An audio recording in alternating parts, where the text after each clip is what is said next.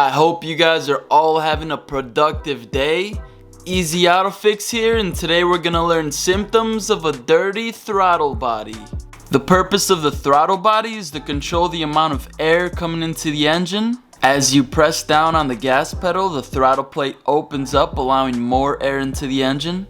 On modern cars today with fuel injection, the throttle is located by following the air intake into the engine. Here's the location of a Toyota Camry. Here's the location of a Ford Fusion.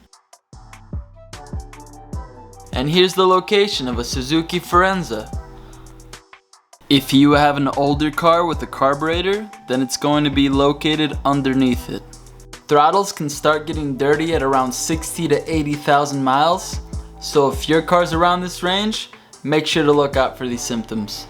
So the first symptom you might be experiencing with a dirty throttle body is an engine light. An engine code known for this cause is P0121.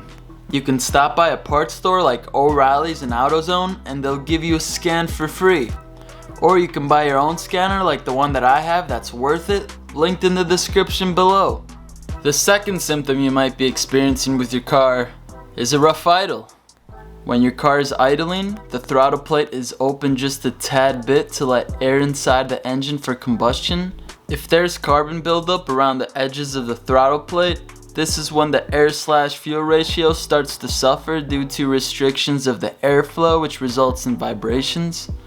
If you have a drive-by-wire throttle body, or in other words, an electronic throttle body, some cars actually have the ECM open up the throttle plate and idle to compensate for the lack of airflow.